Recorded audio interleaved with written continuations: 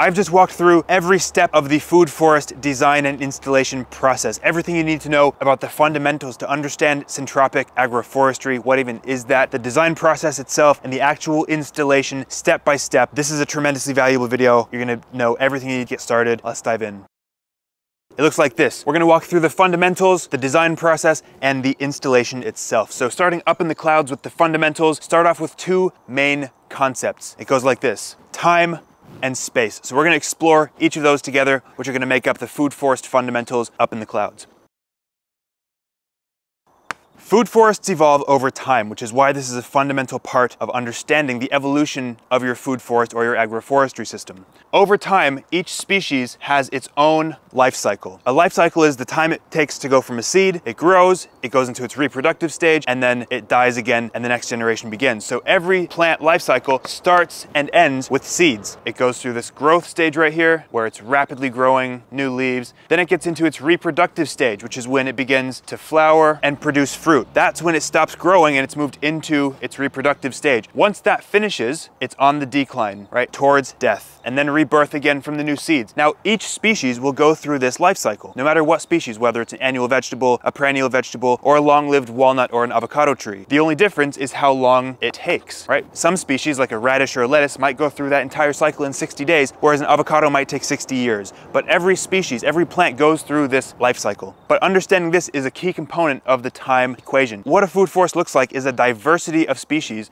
each with different life cycles. So you have short, medium, and long life-cycled species that make up your food forest. And that's how you make your food forest ultra productive in the first 2 months, all the way to 2 years, 6 years, 20 years, multi-generational. And this is the thing that most food forests or most permaculture design or most orchards or most gardens totally miss out on, is they don't have a succession plan. That's what this is. It's a succession plan of species. Most of them are edible, but sometimes maybe you have non-edible support plants in the early succession of your food forest to help drive the succession forward. As time goes on, you are responsible for accelerating that succession through time and making it as productive as possible. And so you can see the short life cycle, medium life cycle, and the long life cycle species. This is the foundation of your food forest, is understanding succession and applying it. That's the time component of your food forest. It looks like that. You have your individual species life cycle, and then the whole succession by stacking a diversity of species together. This is ecological succession. That's what we're talking about here. And this is true in a native forest. This is true in a food forest that's well designed. And it's so important to understand this. And reading your landscape and understanding where are you in that succession. Do you live in an old growth native forest, or do you live in a degraded pasture, or somewhere in between? Maybe you have a couple different stages. Maybe there's this early, really low fertility stage where there's not a lot of natural capital in the soil, low organic material, low biological activity. Or maybe you live in an old growth forest where there's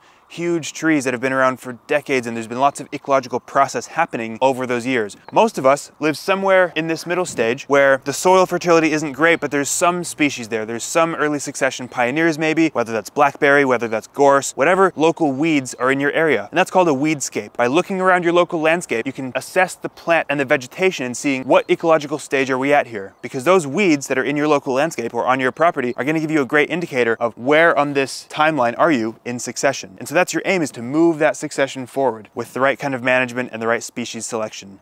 Splitting it down the middle into an accumulation stage, which is this first part here, where there's low life, there's not a lot of high succession species. And then you have on the other side an abundance landscape, an abundance ecology, where there's lots of fruiting species, maybe there's a bunch of nuts, and the ecosystem itself is able to support a lot of life, larger mammals, for example. So that's your goal, that's what you're working towards, and that all goes into the time component of the fundamentals. Moving on to space. Up in the clouds concept, but your food forest evolves in space as well as in time. The first year of your food forest, the space dynamics are different than in the 3rd year or the 5th year or the 10th or 20th year. The space evolves and changes. They're a dynamic system. Understanding the space that your food forest occupies as it evolves is a really helpful way of understanding how to organize the species and the management. So we're going to cover 2 different frameworks in the space component of our fundamentals. The 2 key frameworks are this. There's layers of a food forest and strata. Now they're slightly different. They're used for different things, and if you Google online layers of a food forest, you'll find a ton of information. Now I don't actually find this to be the most helpful framework for understanding space, but it is helpful as a checklist, and so we're gonna run through it. For agroforestry, I actually lean the most on strata. I find that to be the most helpful framework, and so we're gonna dive into both and compare them, and then you'll be best equipped to understand your own food forest space dynamics. When it comes to the layers of your food forest, you can Google it online, and what you'll often find is that there's anywhere between 6, 7, 8, 9, 10 layers, depending on what resource you're looking at. We're gonna run through them very quickly right here. Starting with the biggest layers, we have our big trees. These can be things like chestnuts, walnuts, pecans, avocados, large trees, keeping it simple. Then you guessed it, we have medium trees, right? These are things like most fruit trees, apples, plums, pears, peaches, nectarines. These are the more common fruit trees that people see and use in the garden center, at their homes, in orchards, medium-sized trees. Really simple, you could have guessed it. Small trees are next. These are things that are either on dwarf rootstock or just generally small trees. Mandarins, grafted dwarf peaches, trees that don't get big or medium sized. Small trees. The next one is similar, but it's not actually a tree. They're shrubs. Things like hazelnuts, blueberries, currants, things that don't have that same form or structure as a tree. And so that's starting to give you an idea of how we're actually organizing and making these different comparisons, is that shrubs have a different growth habit. And so that's what we're assessing here, is the different growth habit of these plants. The next layer, vines, passion fruit, grapes, kiwi fruit, things like that. Things that are going to climb up into the canopy. After that, we have our herbaceous layer. These are plants that don't get woody over time. Think rhubarb, comfrey. Interestingly enough, bananas are a herbaceous plant. They don't get woody. Next, we have roots and tubers. The edible component is beneath the surface of the soil and you're digging them up. Think potatoes, carrots, yacon, Jerusalem artichokes, sweet potato, things that grow underground. The next layer is fungi, edible fungi. Edible mushrooms are all over in a forest ecosystem because you've created the right conditions for them. Oyster mushrooms, king stropharia, wood ear, chanterelles, there's so many different kinds. Edible mushrooms are a huge component of a food forest. I'm already harvesting some after just 1.5 months of inoculating into a new system. One of the last layers, and this is a little bit of a lesser known concept, but maybe you have a pond for some aquatic edible species. Things like wasabi, water chestnuts, watercress. Those are the ones that I think of. You can probably think of more for your own local ecosystem, but aquatic plants can do a really great job in a food forest if you set up the right aquatic environment for them. So how many plants have we got here on our food forest layers list? 1, 2, 3, 4, 5, 6, 7, 8, 9 layers. You could certainly think of more. You could maybe think of some epiphytes. You could think of all sorts of layers. It depends on how you classify them. Nature doesn't fit into a box. This is just a helpful framework. To be honest, I only use this as a checklist. When I'm going through a food forest for myself or for a client, I run through this to make sure that we've hit at least all of these layers. What that does is it ensures that you have a high diversity, because you can't fill all these layers and not have a high diversity of species in your food forest, especially if you're combining it with the successional time and getting a diversity of species with different life cycles. Using the layers as a checklist is a really helpful framework. Again, I don't rely on it for my own design work. There's a much more simple framework, which we'll look at, strata. When it comes to strata, there's one big misconception. People think it's about the height of a tree. The height of a plant determines its strata. That's not the case. A really easy way to remember it is light, not height. It's about how much light a plant wants. How heavily filtered light does that plant want to thrive? Not every plant wants to be in full sun. You can disregard the labels in the nursery. Not all plant wants full sun. Because if you think about where these plants evolved from, right? Plants that evolved in a rainforest, they probably don't want to be in full sun. They probably want sheltered, dappled light conditions. Strata is about light, not height. And so there's 4 different layers in strata. And this is a much more agroforestry based framework. We have 4 different strata: emergent at the very, very top, wanting full sun; high strata, just beneath there; medium; and low. Now, these are indicative of what kind of light intensity does a plant want. Think about where the species evolved. Did it evolve in a rainforest, or did it evolve out in the exposed Mediterranean? Those are going to give you an indicator of what kind of strata a species wants to sit in. A big part of this also is observation. You'll see in your garden or see in your food forest that one particular species just does really not look healthy when it's in full sun, and vice versa. Maybe there's a species that doesn't look healthy when it gets any degree of shade. Pay attention. You'll start to see these patterns. In a food forest, you don't necessarily want to have an equal distribution across all of your canopy layers. From my understanding in the literature, if you separate these layers out, with a subtropical food forest, you want around 20% of the emergent layer occupied. This used to confuse me, so I'm going to try and explain it as simple as possible. You're looking across the layer, across the whole emergent layer of your food forest, and you want about 20% of that layer occupied after doing an intervention. Obviously, things grow, they expand. When you prune it, you're pruning the emergent layer back to 20%. In a temperate food forest, maybe that's closer to 5% because the things underneath need more sun. For the high canopy in a subtropical food forest, you want 40% canopy occupation. So as you're looking across that strata, across that canopy layer, 40% of that canopy layer is occupied in a subtropical system. In a temperate system, maybe it's closer to 20. think of your primary fruit trees: peaches, plums, apples, pears, nectarines. In a subtropical system, think avocados, think macadamias, think loquats, things that are going to be the primary canopy of your food forest. For the medium layer, very similar. 60% canopy occupation. So you can start to see that as we move further down in strata, more of the canopy becomes occupied. Citrus are a fantastic example of the medium strata. They don't want full sun, they're less healthy, they require more water, they're more prone to disease pressure, insect pressure, and that's something that I've observed here at my own site. Citrus that are planted in full sun are more stressed and then less resilient to pest, insect, disease pressure. They need more water, and they're just less healthy. Whereas when you put them into a medium strata, they have these beautiful deep green leaves, they're growing vigorously, they have nutrient-dense fruits. I've even tested the Brix levels between citrus that were planted in the same day in and out of the agroforestry. The difference is night and day. Trees want to be in their ideal growing conditions. In a temperate system, maybe this is closer to 40%. Then you get to the low strata. Most of this layer wants to be occupied. In a subtropical system, around 80%. In a temperate system, even higher, around 90%. And so what you're looking at here is you're seeing progressively more and more canopy occupation as you move down in the layers. These are the rough proportions to which you're managing your canopy layers as you're going in for those management and the pruning interventions.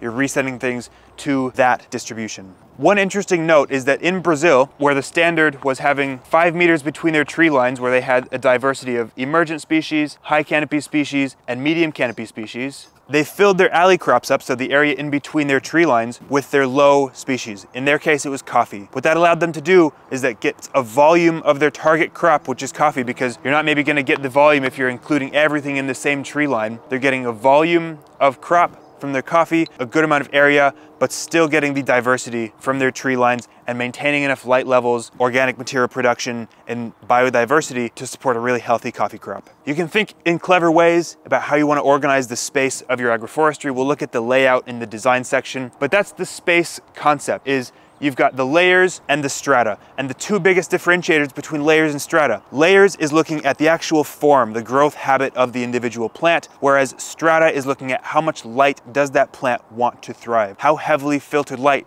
does it want to be as healthy as possible? Where in the canopy does it want to sit? Two helpful frameworks. Strata, we've got 4 layers, there's 10 plus depending on what you're looking at. So I find strata a much more helpful framework for understanding the space dynamics of your food forest.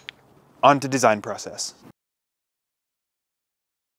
Design is this process of bringing things from the clouds, these frameworks, these concepts, bringing them down and honing in on what are the next best steps for you in your landscape. How do we make this really practical for the installation of a food forest? The design process has these leaves and the foliage that reaches up into the clouds, the branches that bring us in, and then you can see the tree actually goes into the soil where we have our installation, the practical work. And I love this illustration because it really does represent. The leaves and the foliage do really touch into the concepts and these big conceptual ideas, but it makes it very practical through this process.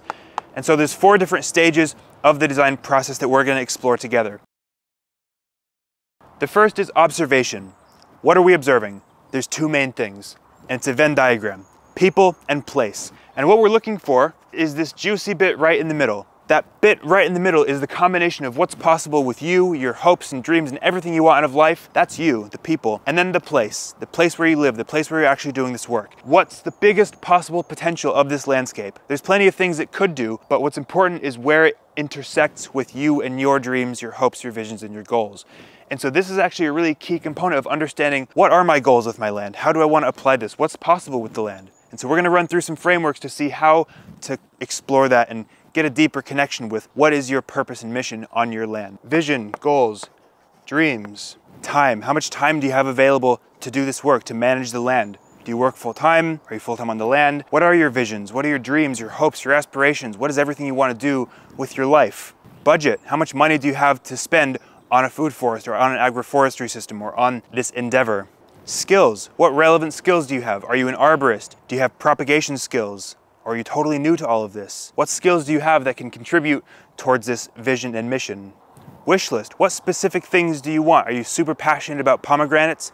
Do you want a tree house? Do you want an outdoor jungle gym? What do you ultimately want out of this land? These are things to be considering at this stage in the design process, because again, we're still up in the clouds. We're still in the foliage, thinking big picture. We haven't yet made it down to get really practical in the roots yet. So we're thinking big, and no wrong answers. This is just you and your vision, what you ultimately want with you and your family for your land. Then we move into place. This is the physical place that you are located. You're making assessments of the hard realities of where you live and the land.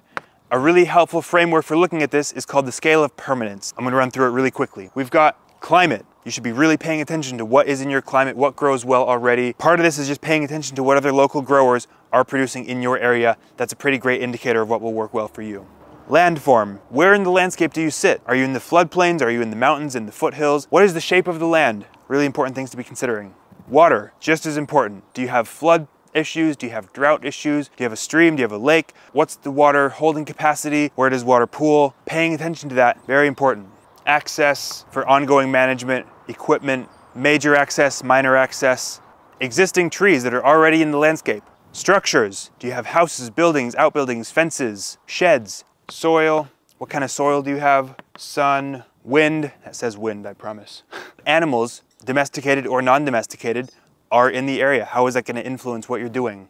These make a giant Venn diagram of you, your family, and your hopes and dreams and everything about you guys and what you want out of the land, and then what the land is doing and what its capacity is. Now, something to think about here is that with each of these, there are limiting factors. Both on the people side, you have limiting factors, as a family, as an individual, and the landscape has limiting factors. Pay attention to identify those. Spend time thinking about that, because that's often the biggest thing that sets the bar for what we're able to achieve. It's not the wildest potential, because every place has potential, every human has potential, but what are the limiting factors that will restrict what you're able to do, that will set the limit for what you are able to achieve? Pay attention to those, identify them, and see how you can work with them, change them, but don't ignore the limiting factors. What this does when you're creating this Venn diagram, making an assessment of the people in the place, what you're doing is you are quite literally identifying the DNA of your project. This is so important, I cannot understress this. Overstress? I can't overstress this. You're creating the project DNA. You're articulating what is the DNA of this project. The details might change, but the DNA of a seed never changes as it grows from a seed into a big, beautiful tree. And so that's a big part of this design process, is identifying what is the project's DNA. And so we're going to draw that up here in the foliage, because that's what you're doing here. You're identifying what the DNA of the project is. Another fancy word for that is context. And ultimately, context is everything. In permaculture design and food forest design, no matter what you're doing, context is everything. Just because I can do something doesn't mean that you should do it. Just because you see me doing things doesn't mean you should do them, because your context is without a doubt different than my context. Nobody's context is the same as yours. So pay attention, spend a lot of time there. We're making things more practical. We're honing in what wants to happen. What are the next steps? And so part of identifying that is understanding how these things apply at your place and getting it on paper. I find this tremendously valuable, and it's one of my favorite steps, is creating a landscape character map. What you're doing is you're mapping the hard realities of your land, putting them on paper, not in a really detail-driven way, because what you're not doing is you're not going to the details of, I want this particular tree here and this detail. Forget that. What we're doing is we're starting at a very conceptual level still. Think areas rather than details. You've probably heard that saying before, patterns to details in permaculture design. This is no different. We're looking at areas, and what I mean by that is landscape character map. You are allowing the landscape to reveal its character to you. Listen closely and allow the landscape to tell you its secrets. And so what you'll find is that as you're walking through this activity, you're assessing the location, the shapes, the sizes, and basically the different qualities or characteristics of your landscape. Here's what I find is that no matter how big the landscape is, whether it's a small little urban section or whether it's a big, large farm, is that generally there's between 8 to 12 different areas. Now these areas are differentiated by having different characteristics or qualities. Maybe some areas are really hot, exposed. Some areas are more overgrown and shady and cool. Maybe some areas are really flat or some are steep. You're drawing that on the map and you're creating these different areas just looking at the characteristics, not worrying about the details yet. This is going to start to help inform what the next stages are. And so what this activity does with the landscape character map is it brings us further down, bringing us from those larger observations, and this ultimately turns into a concept design. As you're walking through this activity, you'll find an area that seems to have this latent potential, almost as if it's crying out to you and saying, focus on me. It's this area of latent potential. Maybe there's tension in the landscape there. the next steps are calling you, right? You have that intuition, follow that. That's gonna lead us to our next stage, which is more of a detailed design. Let's dive in. Through this design process, we've moved from observation, developing a context, into the slightly more practical development of a landscape character map, where a lot of that context has come together into the trunk, and it's going to begin very quickly to transition into the more practical details of how do I start applying this food forest stuff? How do I make a plan and put it together? What are we doing? The next step is following the roots of that tree into the soil, getting more practical with our design. There's two main components of this. The first component is looking back at our succession and putting together a more detailed succession plan, choosing what kind of species we want in our food forest, in our agroforestry system. And this brings us back to our goals. What are the goals of the people in the landscape? Is it to become self-sufficient? Is it to produce fruit for the local community? What are the goals? Create your succession plan accordingly. A really helpful way of doing this is breaking up just into a few different time frames. Long term, what do we want to be harvesting in 20 years? What do we want to be harvesting next month, or the month after that, or in the next couple years, and everything in between? Start listing out species that are appropriate for your climate. So that's the first part of our detailed design as things become more practical in the roots, is putting together a succession plan. The next stage is layout. With layout, there are no right answers, but there's two approaches that I've seen work tremendously well. They're as follows. The first, and the most common one that I see in agroforestry, are tree lines. Linear rows of your species all planted directly in line. You can have multiple tree lines and the context will dictate how far apart they are. The second thing I've seen work really successfully is nests. 1.2 diameter circles full of their own succession plan, spaced 3 meters apart. So we're gonna look at the details of how you would maybe apply these in what different contexts, and how do you actually develop a layout plan for your systems. Tree lines, exactly as it sounds. It's a line where you have your different tree species. Maybe you include some herbaceous things in here, non-tree species. Maybe you include everything in the tree line. It totally depends on the context. Maybe you have tree line, but then a support line of biomass. Or maybe you have tree lines spaced 5 meters apart and you're growing vegetables in between. You can grow vegetables between in the alley crops. You can grow biomass crops. You can grow grass for grazing animals. You can do all sorts of things. The difference is how far apart are your tree lines spaced. The standard that I saw in Brazil for coffee was 5 meter tree lines. Here at my site, they're about 3 to 4 meters apart, depending on the area. Maybe they're 20 meters apart if you're doing large scale annual cropping or animals in between. This is where it comes back to the context and why you spent so much time developing and figuring out what are my goals. And maybe you have different systems. You have a grazing system, you have an alley cropping system, you have all kinds of systems. You could also just let it stay grass and eventually slowly transition into crops. It doesn't all have to happen all at once. You can establish some lines, and then in a few years' time, as the conditions improve, there's less wind, there's less sun, whatever the conditions are, then you begin transitioning into the next phase of your food forest. In your tree lines, this is where your whole succession of species is developing. You have your fast-growing pioneers, your medium succession species, and then your long-term fruit and nut trees slowly growing in the understory. That's the sign of a great food forest, is a thoughtful succession plan. Now, how do we apply this stuff with nests? Nests are quite simple. They're essentially that same succession of species, but it's all stacked into a 1.2 meter circle. What I saw most frequently was that they're spaced 3 meters apart from each other. This is a great way to cover a large landscape without heavy machinery. You can do these by hand, with hand tools. A team of people can smash out multiple nests in an afternoon. One of the keys for nests, especially if you're in a subtropical area where you're growing bananas, is that you would either make the decision to include one grafted tree in the center of your nest or a banana. All the other species will sit around those. There's even this idea of family planting where you can include multiple grafted trees into one hole, really pushing the bounds of what's possible in a small, compact urban landscape, for example. Now, how do you combine these ideas of nests and lines? Something that I saw applied quite regularly in Brazil, but also here, unknowingly, was this different application of nests and lines and nests in a landscape. I'll show you what I mean. What I saw most commonly was right around the house, people would have nests. Before I even knew about nests, that's essentially what I've done here in my backyard where we're filming this, is nests of species. Sometimes they're connected, but just spot planting. And part of the reason for that is right outside your house, you don't necessarily want to have big, strong lines that divide a space up. The nests around the house have this nice organic and flowing feel to them. They're also a great spot to incorporate those special species, the ones that they're harder to find, or you want to look after a little bit more closely, they're a gift, any special, unique, or rare species, put them in the backyard nests. The next application that I saw, lines. This is when things became larger scale and efficiency became much more important. Managing your food forest is 95% of the work. Planting it and designing it, that's only 5%. So ongoing management is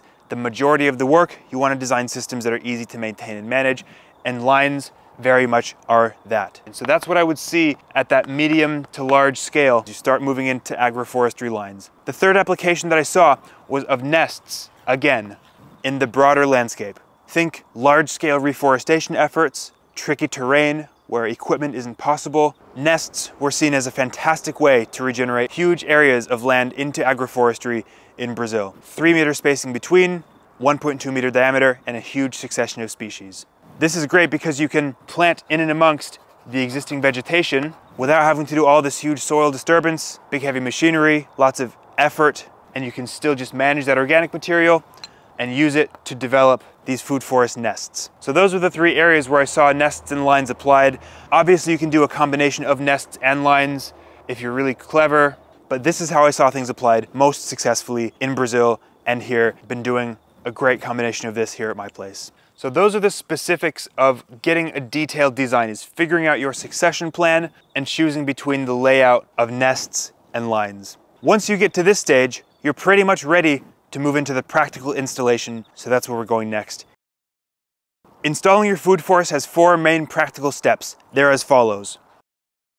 Step 1 is pruning the existing vegetation around your food forest area. Pruning the trees, pruning the shrubs, cutting the grass, and organizing the organic material, because this is material that you will utilize as mulch for your food forest. So you're pruning the nearby vegetation, and what that's doing is that's starting a growth hormone response. If you plant a system next to some old, stagnant, unpruned trees, your system will suffer. By pruning the nearby vegetation before you plant, A, you're not risking smashing your young system when you do eventually go into prune, but B, you're also organizing that organic material and you're getting that growth hormone response so that when you plant everything, it's all on the same page and it's all in that growth response. It's called gibberellic acid, or gibberellin is the hormonal response to heavy pruning. Make use of that. Prune the trees, any vegetation that you don't ultimately want in the area, cut the grass and set it aside. Keep it organized to be used later. And when you're pruning, prune more than you think you need because the material goes so quick. So go like really heavy pruning. Don't be shy, don't be timid. Heavily prune these trees. Step 2 for the installation is preparing your soil. You can either use equipment for this, you can use tractor, rotary hoe, or just hand tools. A hoe, a spade, a pickaxe, whatever your soil needs to prepare the soil. You're breaking the soil up, you're cultivating, you're removing the existing vegetation. So after you go in with the rotary hoe or the tractor, remove the grass, remove the existing vegetation unless you want to deal with that in your system, but I don't think you do. So after you've cultivated, you've removed the existing vegetation, the third step of soil preparation is adding any amendments or soil conditioners or any additional inputs that you want. This can look like compost, aged manures, worm castings, biochar. If you have really heavy clay soils, maybe you want to include lime or scoria or pumice to make it more free draining and begin breaking down the heavy clay. Or if you have really sandy soils, maybe you want to incorporate clay. Maybe you want to increase the water retention capacity. I've done that myself successfully at other projects where it's really free draining. This is that time where you include anything you want to amend your soil with. You can use the little red rotary hoe like I've got, you can use hand tools. Step 2 for the install is preparing your soil. Step 3 of your installation is actually planting your trees. Now what I'm going to recommend you do, start by planting the biggest trees first.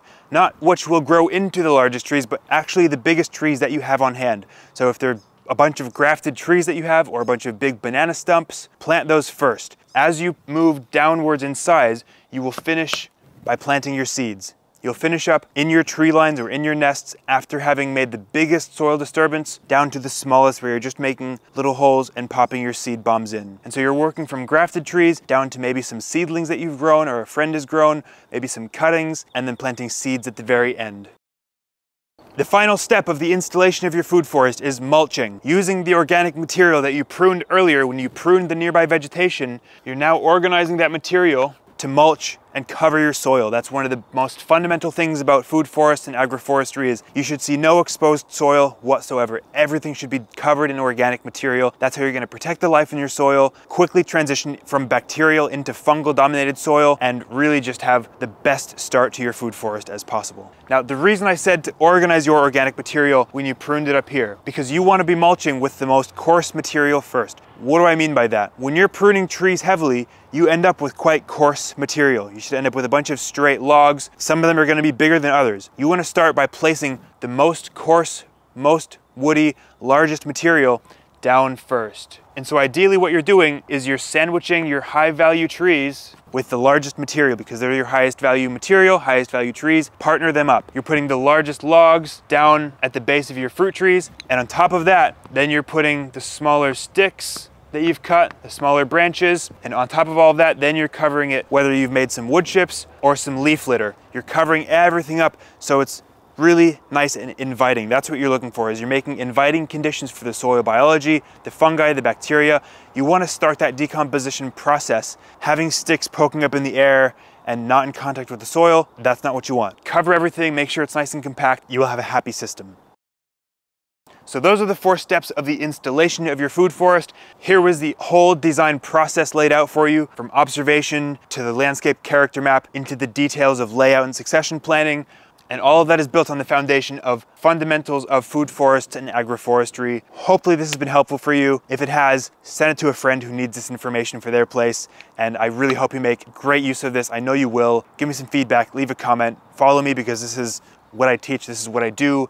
And if you have any questions, let me know. Hopefully you found it valuable, and I will see you guys all very shortly in Brazil, Costa Rica, Florida. It's going to be an epic adventure. You'll see you very soon.